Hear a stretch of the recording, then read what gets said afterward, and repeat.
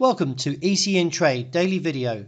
Before we begin, it should be noted that any advice is of a general nature only and that your personal circumstances have not been taken into consideration. Hello everyone, my name is Rob Clayton and thank you very much for joining me. Well, over the last few days, the Australian dollar has kept to a relatively bullish tone. This all began early last week after the market rebounded off the level of 69.10, which was the objective. And from there, in the last trading days, the market has been relatively bullish, but now running into the supply zone, which is seen around 70.30 to 70.60. I do anticipate the bears will return and look back towards the support at 69.65 and re-challenge the downside at 69.10. This week, the market will be looking towards China GDP, then tomorrow, the RBA minutes, and then on Thursday, the key important level of the Australian labour force. The RBA will be keeping a very close watch on this, as the forecast is still at 5.2% and not budging since the last two back-to-back rate cuts. Nevertheless, eyes on the market and eyes on that data. If so, we should see further weakness into this week. The euro still playing a bit of a knee-jerk reaction after Friday's last data release of inflation beat expectations. The US Bureau of Labor Statistics monthly inflation report showed that the consumer price rose greater than expected in June, from 0.1% gain, and also the core CPI rose to 0.3%.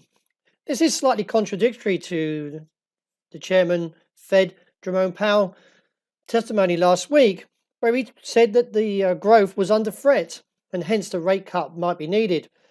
But given from those numbers, along with last Friday's numbers for non-farm payrolls, does question and warrant a cut in the US. But we all know that President Trump wants that move just to keep his next enrollment of being president. So his campaign is still looking for a lower interest rate. At the moment, I see resistance at 112.95 minor, but we could see a squeeze up to 113.30 if the dollar index continues its slide from Friday after rejecting 97.15 and looking down towards 96.10. Dollar yen, while the strength of yen strengthened and also posted an outside range day and negating this hammer. It is assessed that from a technical point we could see further weakness, with the objective holding to 107.15.25. Resistance on the day seen at 108.20. The pound is nudging slightly higher, but all questions is the fact is a hard Brexit. Will it continue? It is viewed that the front-runner, Boris Johnson, may succeed his potential victory as the leader of the Conservative Party. Nevertheless, I believe the market will find difficulty towards 126, and I do expect to see the move back towards 123.50.70. Very choppy price action for gold, and again retreated from the region up towards 1,430. With a posted cap up there, the market may find further resistance if challenged. Therefore, look back towards the downside, which comes in around 1,388.96 with minor 06. Wrapping up with oil, keep an eye on this pattern. If this is at 3 dojis, we could see a bit of weakness.